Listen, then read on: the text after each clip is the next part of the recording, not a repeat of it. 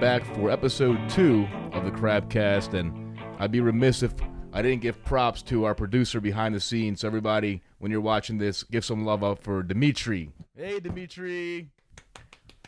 But as you can see, we have a very special guest today.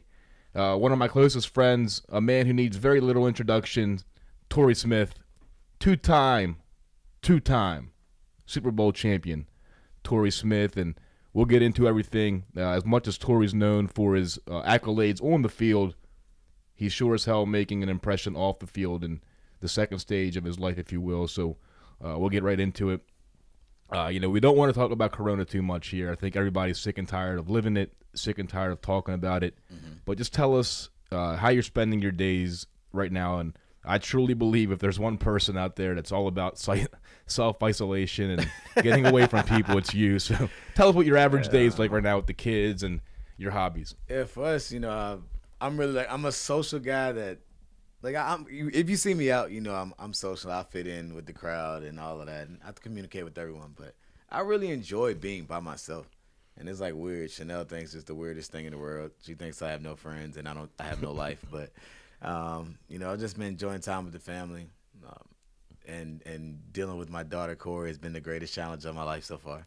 Chanel teaches the kids during the day, and I kind of just hang with her, and it's just been all about us and trying to work on other things going forward. But it's been cool. So you think right now more than ever, probably parents are really starting to appreciate teachers for not Absolutely. Just instilling knowledge in their children, but watching them all day long too, while they can live their lives. Yeah, I think people take it for granted. I always feel like teachers are the most underpaid people in this world because we're asking them to educate our kids, be mentors to our kids, be counselors to our kids. They're doing so many different things. They're even spending their own money to make sure they have things that they need. So teachers are very underappreciated. I was able to see that, right with Chanel when she was here teaching at Dogwood when I was with the Ravens. So I've always had a great appreciation for them and the teachers that have made an impact on my life. So I've understood that. But now, we talk about it kind of feels like summer a little bit. Well, the difference between summer and now is that you're kind of forced to be in. All right, like some people are losing their jobs. It's one thing if your kids are getting out of school and you have childcare set up and they're in a summer camp or whatever, but none of that's happening. It's a completely different scenario for all of us, and it's kind of uncharted territory. And for me, literally everything I had on my calendar for a month straight, every single thing was wiped out.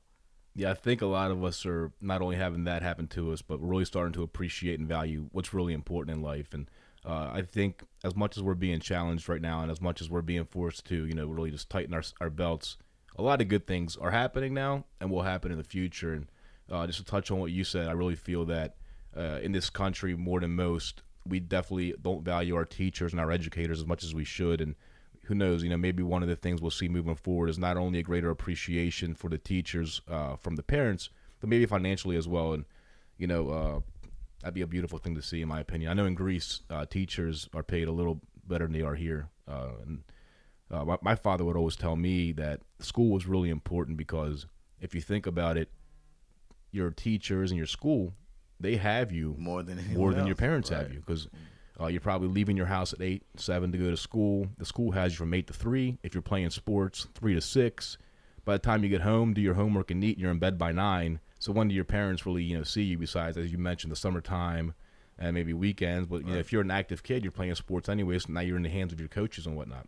Yeah, I mean that's real, and like I said, this time right now highlights that more than anything else. And I know there's a lot of negative things and a lot of stress on a lot of families, but, it does give you the opportunity to try to appreciate that. And another thing, I feel like it teaches you, you learn a lot about yourself during this time. I think some people, whether that's your hobbies or things that you enjoy, some people don't know what to do with the bar being closed.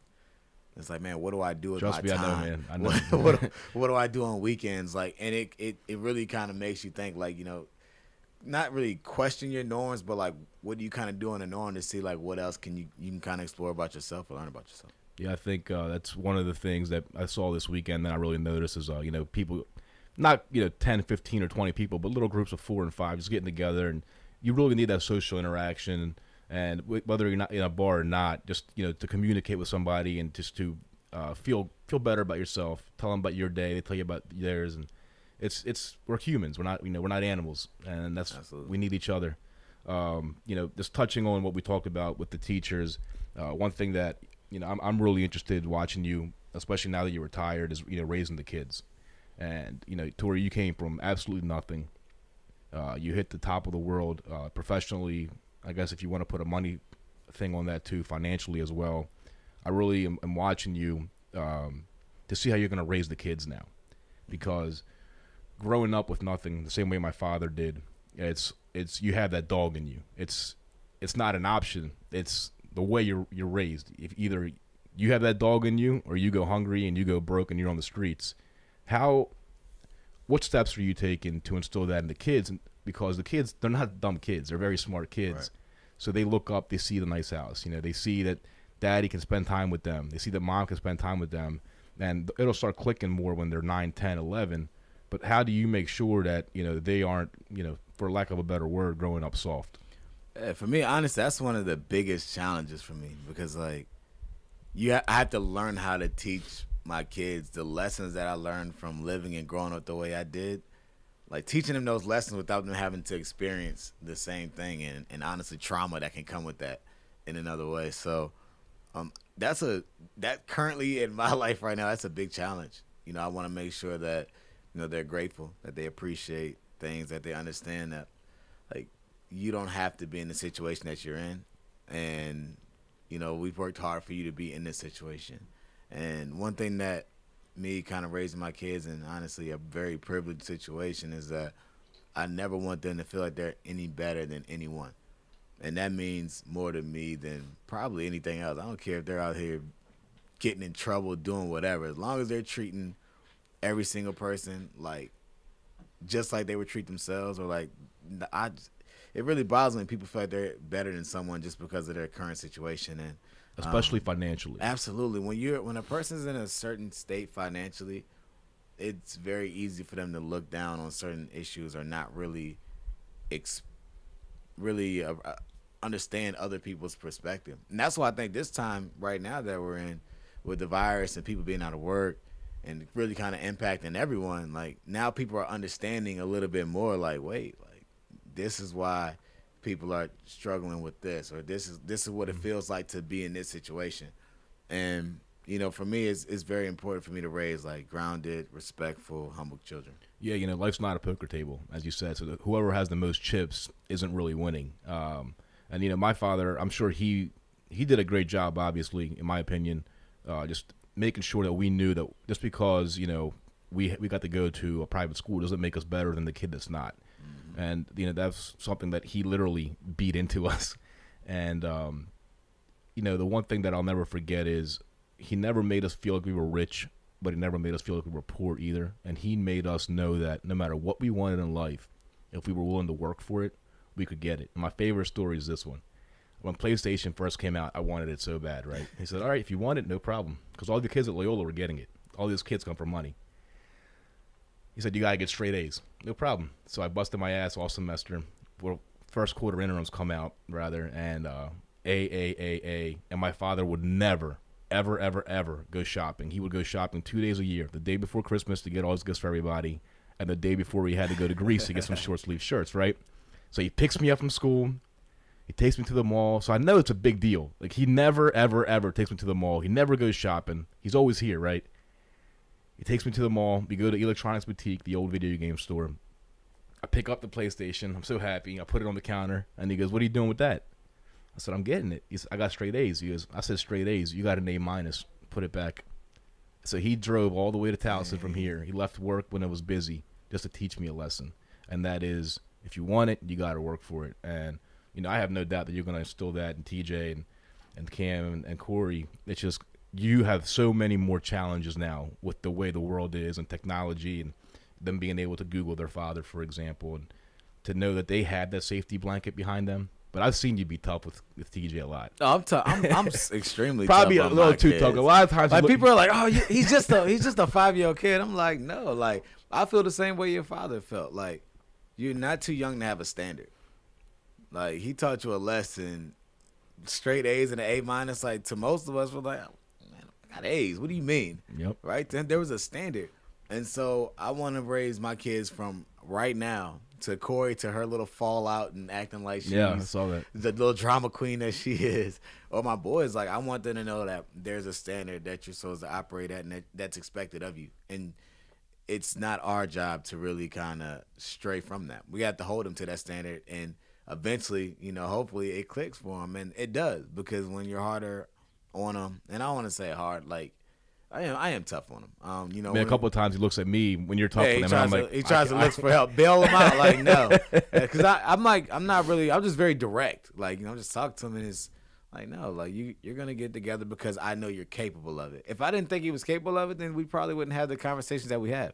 And I'm saying all of this, and my child's only 5, but well, 6, he'll be 6 here soon. But it's always toughest with the oldest one, because the oldest all child of is them, intrinsically the most Right. spoiled one.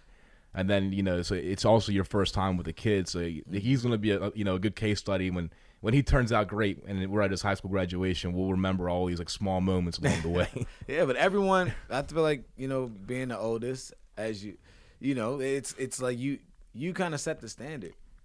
And I feel like we had the opportunity for him, and knowing what he's capable of. He's a bright mind. He's very curious. He's a great communicator, and like he just has to understand how to use all those tools the right way. Yep.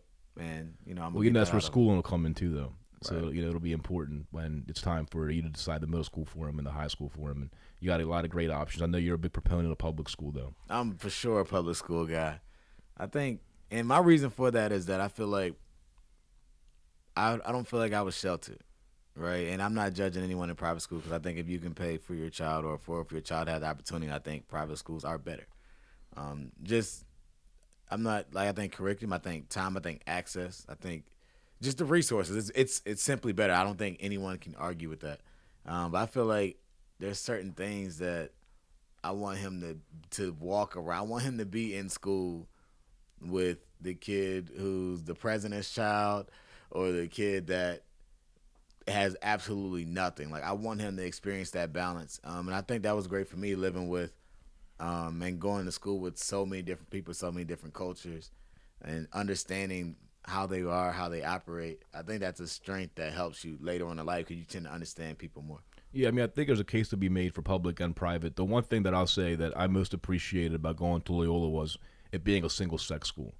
So now, like, the guys can really feel they don't have to impress anybody else. And especially at that age, when you're still growing, you don't want to, if you have acne or a bad hair day, for example, you don't want to, if your shirt's dirty, you don't want to be nervous and not be yourself. And, just not having the girls around, it really just, really alleviated the mood, and it just helped us grow faster together. And, to credit, Loyola does have a lot of diversity at the school too, more so than most public schools. I mean, other private schools rather, because they put a hard emphasis on getting kids, from all parts of the city up to that school, and giving us, not only that experience, but teaching us about their experience. And it's a really good school, and we'll get into that another time. But let's get into We're selling the school over there. It's a great school. It is a great school. Let's get into the draft coming up, hopefully, and just your experience with the draft. I think it was just one of those like storybook endings. Looking back at it, the way you ended up with the Ravens. Mock drafts 6 months ahead of time when you were still kicking butt in Maryland, had you come into the Ravens in the first round. Lo and behold, they get Jimmy Smith in the first round. They get you in the second round. If you can just highlight, the parts along the journey where you really thought that you might become a Raven, which for you is a big deal because Northern Virginia, Maryland, and now Baltimore being such an important part of your family and the provider for your family, being able to stay close to them, and then, getting that phone call where you knew it was going to happen. And just, to me, it was all evident that God played a major role in that. So just, take us through the process, and then just take us through that moment when I think God blessed your family by keeping you local. Yeah, I think it was huge, I feel like everything for sure happens for a reason. And, had I not been drafted by the Ravens, I'm sure I probably wouldn't even be living in this area right now.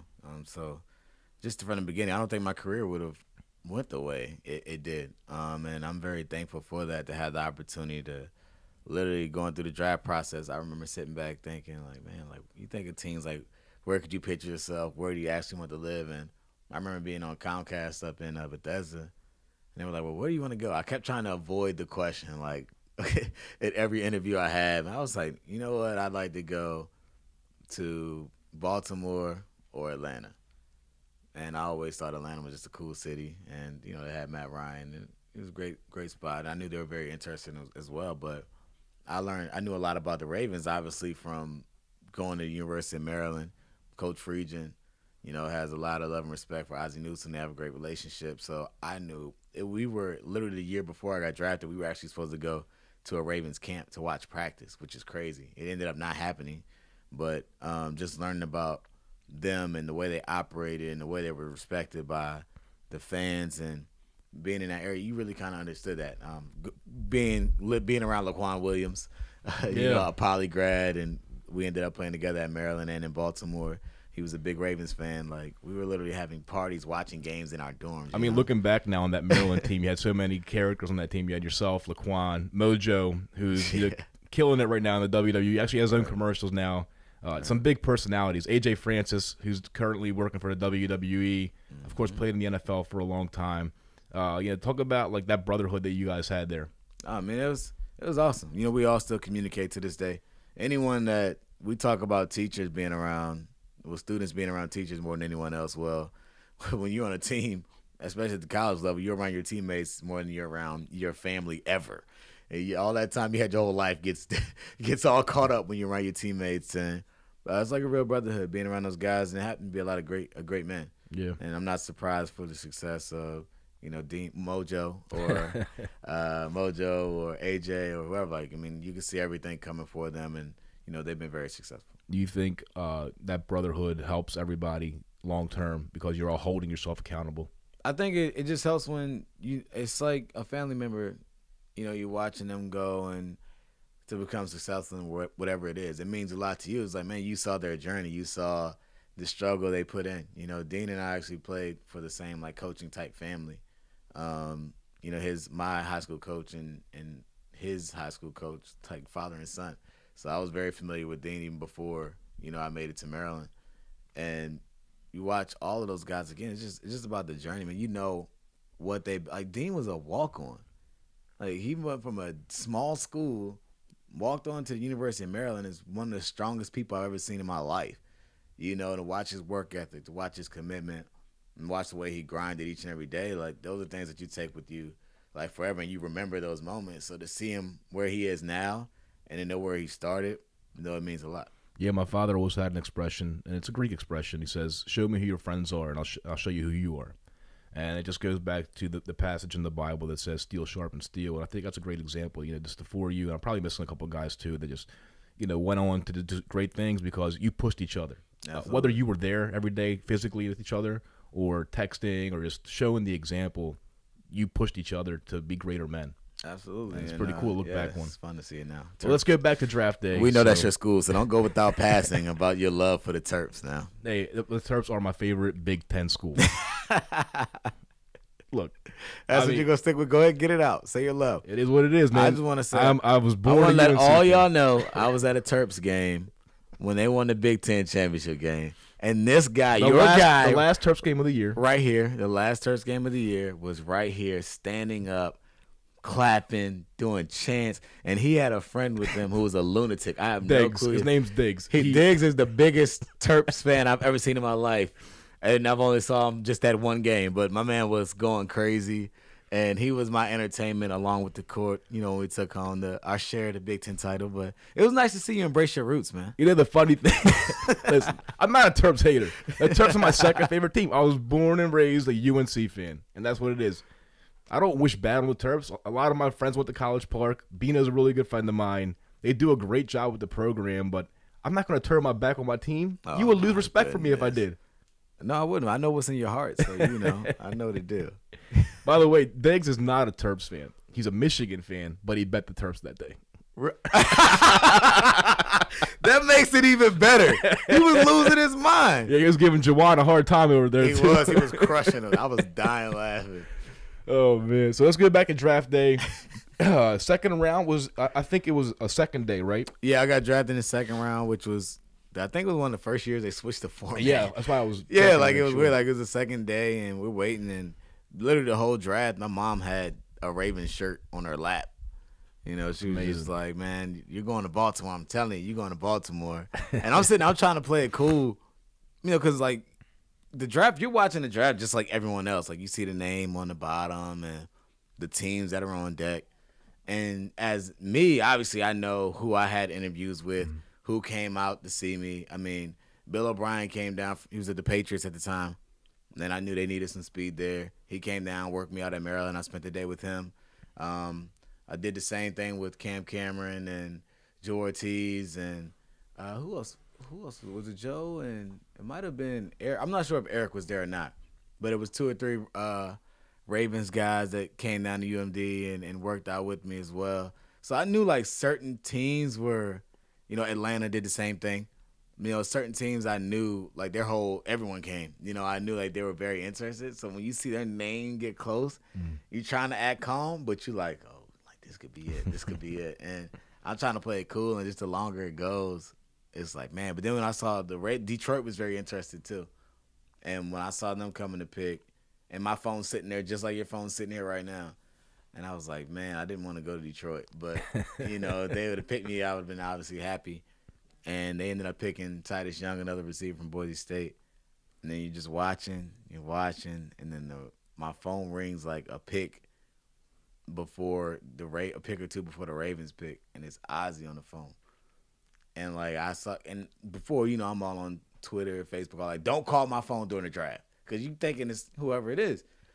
And it rings, and it's a local, you know, it's a Maryland number. So my heart like dropped. I didn't know. So you didn't have his number saved before that? No, yes, I didn't know somebody was pranking me. I didn't know, like one of my teammates calling my phone. You know what I'm saying? Like it's confusing when you have a bunch of 410, 443, whatever it is, numbers around.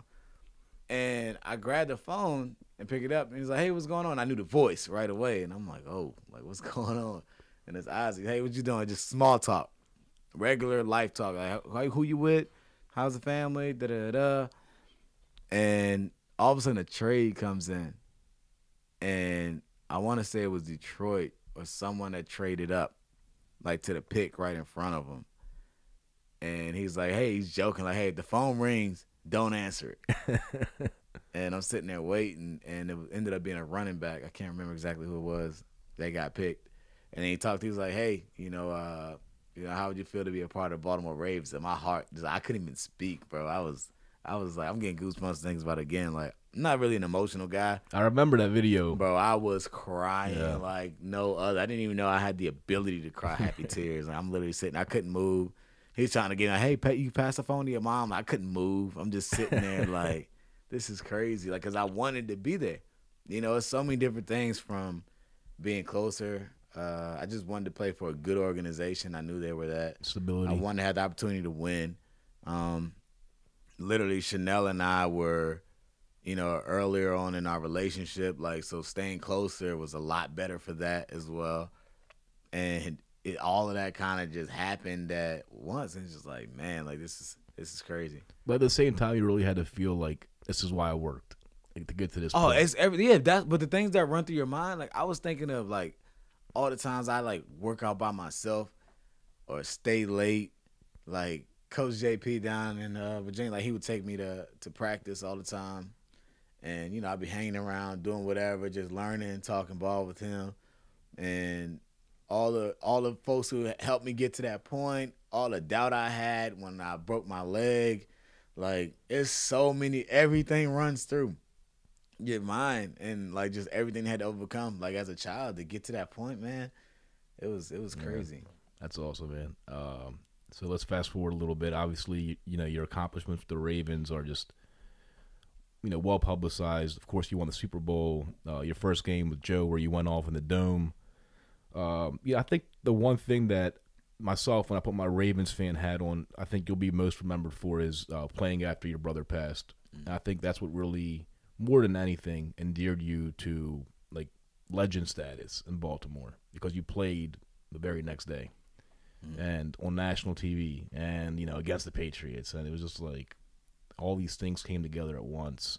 I feel like you really grew up in front of the Ravens fans more so than any other player, because it was the boom of social media, and that's all we all know. You're very active on social media.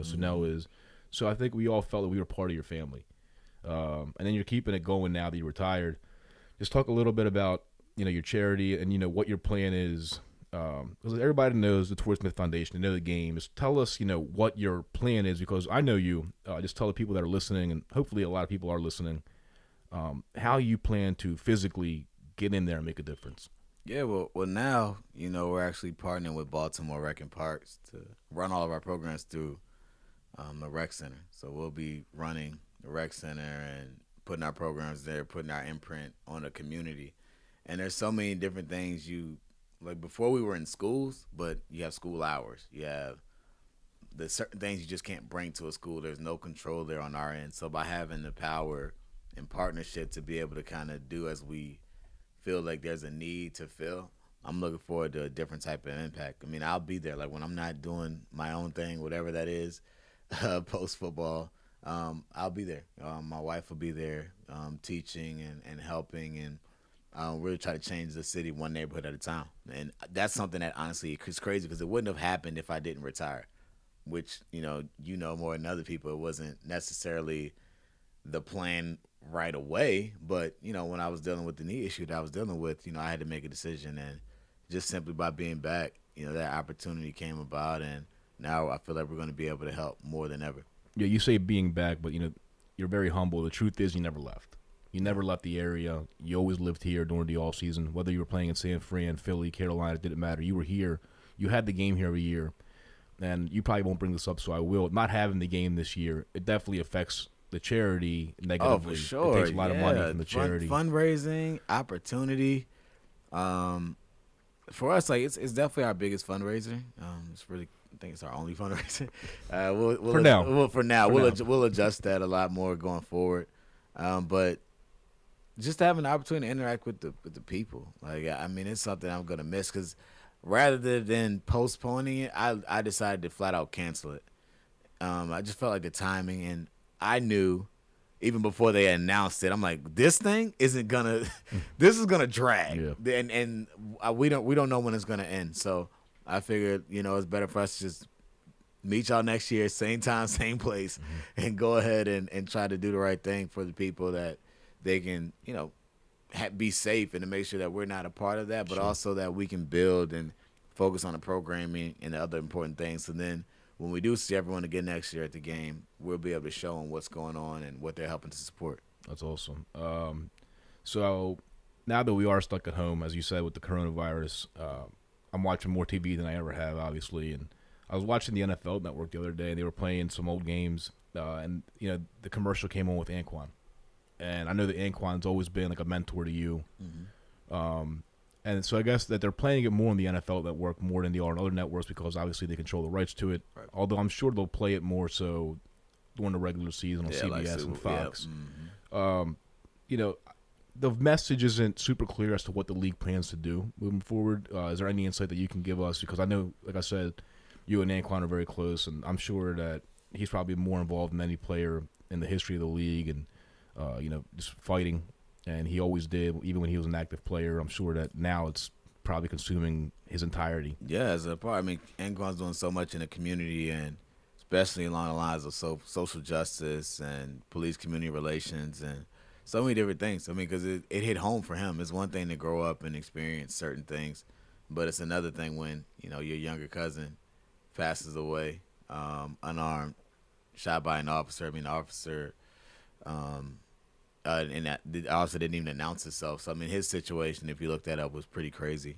And that hit home for Anquan, and that's why he's all in on it now, making sure that doesn't happen again, make sure that policemen are respected and their relationship with the community goes both ways. And he's doing a great job. I helped to support him with that with the Players Coalition and just try to do as much as we can, and especially in this city. Anquan still comes back, still does things here. Yeah, I feel like Anquan's just always been like the alpha dog of alpha dogs. Going back to when I watched him play at Florida State as a UNC fan, he was playing two sports. A lot of people don't know that. And it's the way that he carried himself, with the Cardinals, with the Ravens. He was just such a fierce competitor on and off the field. He never let his guard down. And I'll never forget, after I blew my knee out, he came up to me and said, "Don't you take any of those pills?"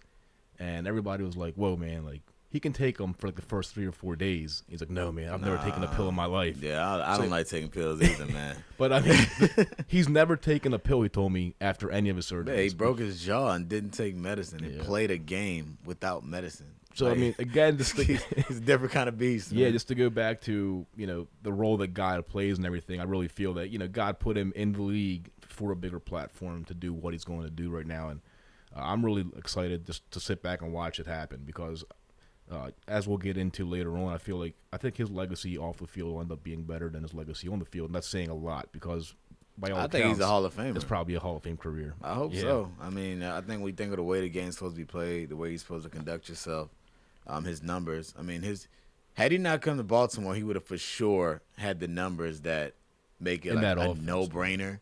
Right now, he'd be considered fringe in most people's eyes, but he played in a balanced offense. Had he stayed in Arizona, he'd have had 1,400 yards every year just because of the way they were throwing the ball, But he's going to – I believe he deserves to be there, and I'm looking forward to watching that one day. But like I said, his impact for sure is going to be bigger off the field than on it.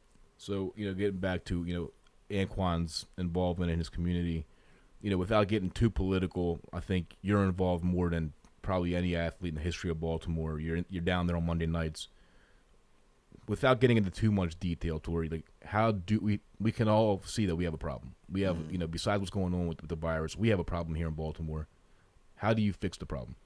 I think that's the magic question. And if we all knew how to fix it, then we wouldn't be talking about it. I think we all have a role in that. And for me, I feel like it's about touching the people, giving the next generation opportunities. For the people who may have made mistakes already, may have a record, may have been in trouble or whatever, try to get them to jobs, try to get them the treatment that they need, whether that's through addiction, whether that's through trauma. I think because sometimes I don't think we discuss enough the impact of mental health and behavior. You're talking about a city where it's so many different kids here who witness and experience so many different things that's considered normal to them, but and it may be considered normal to the news here, but it's not normal. And dealing with that has some type of impact on you negatively. I mean, it just has to. I know what I've seen, and I know how I feel about it. And I think my role in that is just simply trying to help get the resources that they need so that we can help impact, especially the future, the younger generation and their future, because, I mean, they're next. And you see every day we turn on the news, and every week there's a young kid under 24, 25, teenager, whoever, who's been shot or is the person that's doing the shooting. So it's just about showing them a different way, love and respect for their brother, their sister, their neighbors, and, just try to change the city one person at a time. And it's not a simple fix. And I'm saying that I know it's not simple. I know it's a tough job. I know the police have an extremely tough job in this city, and the leaders have an extremely tough job because it's like, well, who's going to stop me from shooting you right now, right? Like, it's not a simple fix, And I think we have to just all do our part to try to change everyone and get these numbers together. Yeah, I think we touched on it earlier is understanding, and maybe now more than ever that we're sitting home and we're being stripped of our material possessions. We need to understand, what everybody's going through. Just try to put yourself in their shoes. And we do need to break the cycle. And when I say we, I think it's people, between 30 and 50 that, have made it, through adolescence and can lend a helpful hand, can lend a helpful mind. And we know we have to be the change together. And I think it'll happen. I don't know how long it's going to take. It's going to take some time. Yeah. I think it's going to happen too. I think you have to be hopeful. Yeah. I mean, this city has so much potential, man. You talk about business-wise, the price of real estate here. If you're a big, I think about tech opportunities, the location in terms of being the distance from New York, Philly, the airport right there. I mean, DC's right there. I mean, I think it's a gold mine here. I just don't think we're taking full advantage of it. And I also think the city, not to get too much into politics, I think the city makes things difficult for business owners. Trust me, I know. So. Yeah, that's but let me not get too political. But I think that again, there's a lot of opportunity here, and we just have to try to do our part and change this city for the better, one person at a time. So the biggest question I have to ask you today is, what do you want to be remembered for? When TJ's 16, 17, and he says, my dad is Torrey Smith, he is blank. Yeah, I just think just want to be a good dude. You know, I don't care about the football stuff. The football stuff, I tell people all the time, football is what I did. It's not who I am. And I've always lived by that, and that kind of bothers people in some way, shape, or form. They feel like I don't love the game because I think that way. I still do love football, but I broke my leg and sat on my bed in Fredericksburg, Virginia, with my leg propped up, not knowing if I was going to be able to run the right way again. So I understood that since I was a junior in high school, that life was bigger than football. And so that understanding allowed me to have the balance and the ability to love the game, but to also know that there's so much more in life, and I have a greater responsibility to do more and to be more. And so for my sons, my daughter, you know, I just want to, like, my dad is, you know, a person that cares about people, wants to see the best in anyone, and believes in the best in everyone. And I think as long as that happens, and I raise them the right way, that, you know, they're fearless, they're bold, they're confident, they're loving, they're respectful, then that's all that matters to me. Yeah, confidence is the big word there. Yeah. And I think the greatest gift that a father can pass to his son is confidence. And not arrogance, but confidence. Right. To know that, you know, within your means, within what I've taught you, within, you know, the body that God bless you with, if you're a healthy kid, you can do whatever you want. And I think there's nothing bigger than that. I think that's when we see poor fathers come to the forefront too, is, you know, when you see these kids walking around and, you know, their shoulders are slumped and, you know, their posture's not good and, you know, they're all shucks and woe is me. I think that's where the father failed them. And I think that's the greatest gift. And that's a huge challenge, man. Like, and it starts young. You know, I think TJ, like, I think we've kind of turned him from a kid that may have some doubts to probably the most confident kid ever, probably too daggone confident. But it's a work in progress, man, and it's different. When you have multiple kids, you realize that each person's different. Like, TJ may be a little shy or a little more timid to try things, or he may have a little bit of doubt. Cam doesn't care. He doesn't. He thinks he can do any and everything, right? And it's like a little Bam Bam. Absolutely, he's just ready to go, and then he'll figure out and tell you, I can't do it. But it's like, it's a process, man. And I think that's often what we forget, literally, about everything, relationships in general, relationships, building yourself up, whatever it may be. Like, it's a journey, it's a process, and it takes constant care and attention every hour to continue to build, man. Yeah. All right, let's play a little word association. You got to give me one-word answers. All right, bet. All right, so we'll start with word association. I'm going to give you some names. Tell me one word to describe each person. All right. Ed Reed. Goat. Mark Turgeon.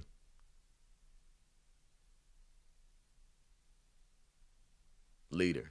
I would say underappreciated. Man, that's why I give him leader. I think that what he's been able to stand tall through and the bullets that kind of come firing his way, I think that's a great answer. Underappreciated. I mean, I think he's done a great coach job for that program. Yeah, I think he's a great coach for it. And, you know, everyone's kind of been waiting for it. He talked about that 1,000-pound gorilla that was on his back. Yeah, unfortunately, I think this would have been the year. It would have been a way better year. I think it would have been a stronger run. Cut short, but he just continue to build on it, because you know how it is at Maryland. You know, you're expecting everything to be at the top, and I'm glad he got that off his back. Yeah. Van Brooks, legend. Inspirational. Yeah, man. He's what Van's doing, not doing what he's done, and what he's continuing to do is special. He never allowed what happened to him slow him down. In fact, I would argue that he's probably allowed that to propel him to being a better version of himself. So it's been great to see what Van's been able to do for the city, for the kids, for businesses, like the way he communicates. He's been awesome. Yeah, he's a special kid, and I can't wait to see what he's going to do in the next 20, 30 years. Absolutely. Big things. Ray Rice.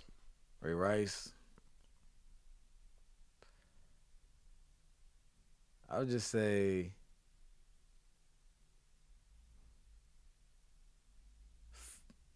fun.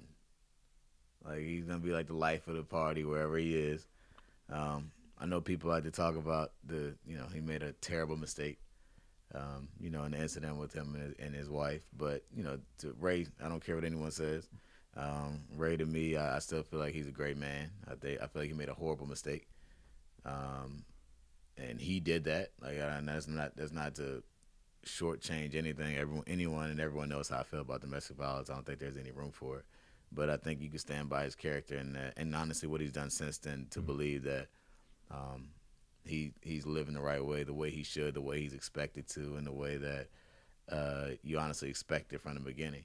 So I'm happy for him and where they are in their life and their marriage and their relationship. And whenever you see Ray, he's going to be the life of the party and bring the energy and the conversation or whatever. Yeah, what Ray's done on the field, off the field, everything. His story's out there for the world to see, and you can make your own judgments. The one thing that Ray told me recently that will stay with me forever is he learned to stop wanting to be the man, and he wanted to become a man, which I think speaks volumes, and I think we can all have that mindset moving forward and just be greater people because of it. Absolutely. Anquan Boldin, we just touched on him earlier.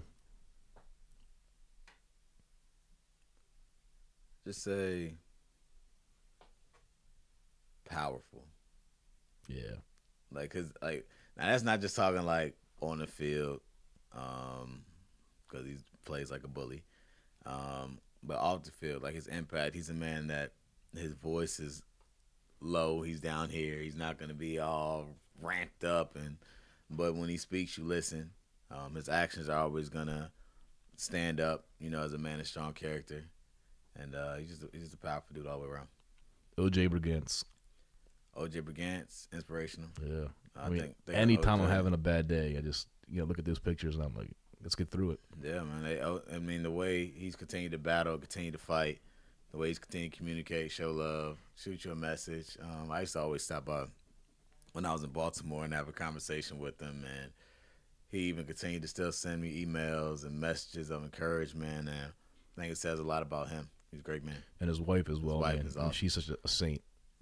A light. Yeah, she's just, they're special people. You just got to keep those people around you as much as you can. Absolutely. Justin Schlegel. I'm going to go with the clown. That's a good one. He's one of the funniest guys I know. I like to see his growth too, as a man, as a father. To see how he's been able to change and raise his child and the energy that he brings, and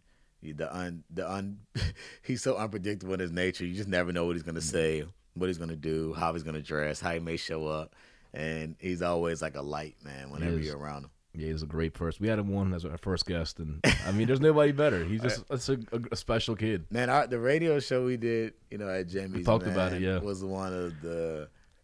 Like, there's been nothing like it to me. There never will be. Yeah, of where we all were in our lives. It was just the perfect marriage. It was crazy, man. Just the fun, the energy, the family. Like, that was special, man. I think it's going to be, I don't know, man. Might need to bring that back, man. Get it going again. All right, John Harbaugh. John Harbaugh, I would say,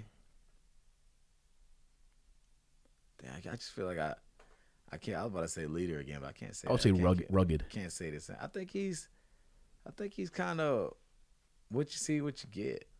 That's not one word, but I think he's a great leader. I'm gonna say communicator. Yeah, I think he's good at communicating with men, whether you like it or you don't.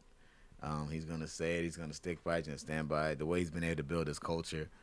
Think about this. 2 years ago, people were losing their minds. Not even 2 years ago. A year ago, people were questioning if he was the right man for the job in this city.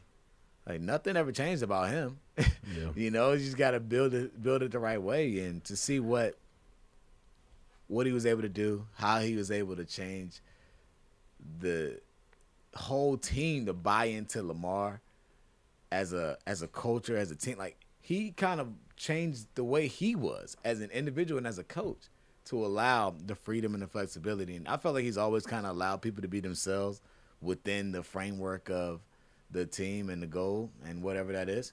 But I feel like now, I think even more so, you watched him from the outside in, look like he had fun. I would say he looked like he had more fun than he ever had last year.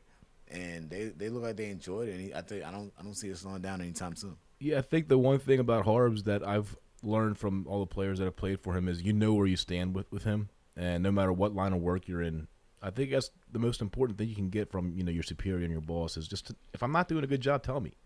Just don't lie to me. And that's the one thing that everybody can agree on with Harbs. That speaks volumes about the kind of leader he is. You don't have to like it, but he's gonna tell you. All right, last one, Jacoby Jones. Oh man, I don't know what kind of word we can use to describe. Let's just say unique.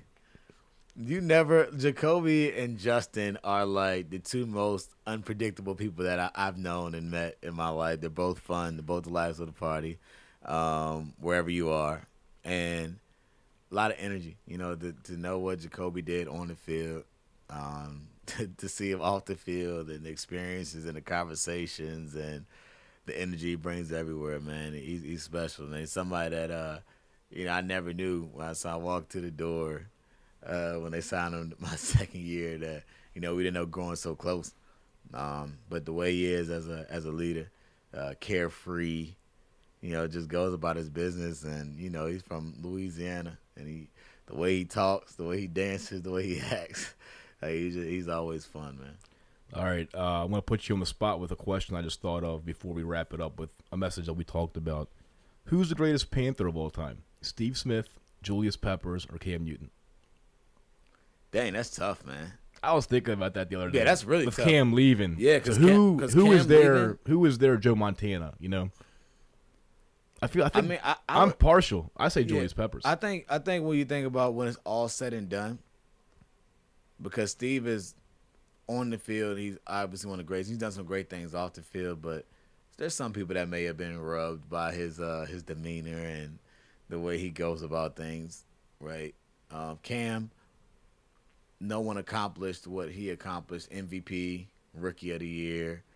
Well, I guess Pep kind of did some of those things, but just the way Cam kind of went about it. There was a time like people forgot about the Panthers. Cam came in, Steve continued to ball out, new energy. They're selling out the stadium because of this Top Gun coming in from Auburn, and it's a different type of energy. And when Cam got hurt, the people left too. So there's a different type of. You're coming to watch Cam play. Like, you can appreciate the other greatness, but Cam's gonna sell out the stadium, right? So I think there's a type of greatness there. But Pep's been from Carolina, just clean cut, humble, Final Four athlete. Like, when we talk about Carolina, like, this man is Carolina through from college to the pros. To what he does off the field. High school, too. Legend. I forget legend in high school, man. I mean, it's tough to compete with that. He went to a 1,000,001 Pro Bowls. He's won his share of high awards as well. I believe he was Rookie of the Year, too. I think he was if I'm not mistaken. Yeah, but so he was, one of the first ballot Hall of Famer, a generational type talent. And the way he goes about it, man, like, you talk about an introvert and someone like if Peppers walked in front of you right now, besides his size, you would never know that he accomplished anything that of the magnitude that he's on because of the way he goes about his business. And he's super humble. He treats everyone the same. And I could say the same thing about Cam in terms of showing love. When Cam's interacting with fans, if you catch him at the right time, it's going to be a very special experience for you and them. Same with Steve Smith. We were at Jimmy's one day during. I'm trying to say it might have been the off season, and the kid came up. We were eating. I'm eating crabs. Steve's just over here chilling eating, and the kid asked for an autograph. Now I'm fingers in. I'm diving into the crabs, so it's obviously like, man, like, come on, man, you can't wait till we're done. And Steve's over there, and Steve just like, look. He's like, do you think it's appropriate to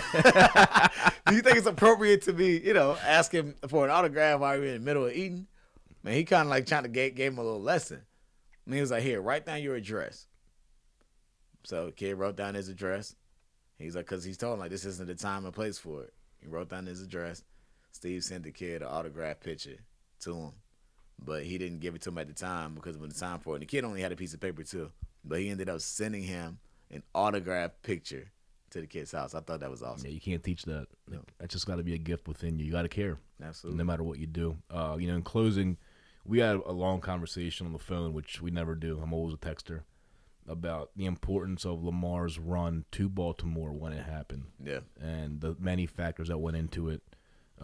Just in closing, just let's talk about the message of, Lamar Jackson being who he is, where he's from, leading the city of Baltimore at the time that he did through an unprecedented regular season run, and what it's going to mean moving forward, and the example and the role model that he and the team can be, for a city that really needs it. Man, absolutely. I think when you think about this city, man, you think about the Ravens and the Orioles. I mean, it's simple. I don't think anyone can really argue with that. And what Lamar's meant to this city, I don't think you can really put into words.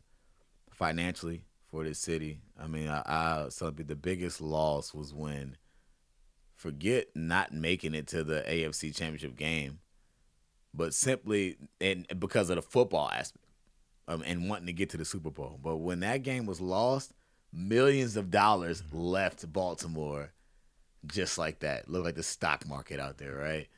And that's all because of him. Like the way the jersey sales, you see the number 8 everywhere. Obviously I retired like the beginning of the season, and then all of a sudden everywhere I'm going, people are asking me about Lamar. It didn't matter if that was in California, Florida, wherever. Everyone was talking about it, and they were talking about Baltimore. And I told Harbs this. I love the fact that Harbs didn't try to change who Lamar was as a person. When you think of a NFL quarterback in 2020 and what they look like, if you had to create one, I'm not even talking about on the field. I'm talking about, well, you talk about on the field. And I'm talking about off the field. You're not going to have one up there with braids in his hair, gold chain, dog chain. Slides. Slides just chilling, right? And I love that because it allowed him to just be him. He didn't have to. I love that the team loves it. Absolutely. Because everyone's embracing, that's the norm in a locker room. Maybe not for a quarterback, but there's plenty of other people in the locker room that operate the same way. And when you see a kid that's that humble, who understands his position, he's been extremely blessed, and he is a light, and he understands that, man. He's super humble. And to be in this city, that's not by chance. You know how many kids in this city don't think they're good enough, or don't think they can accomplish things, or they think they have to change who they are to the core to try to fit into this world?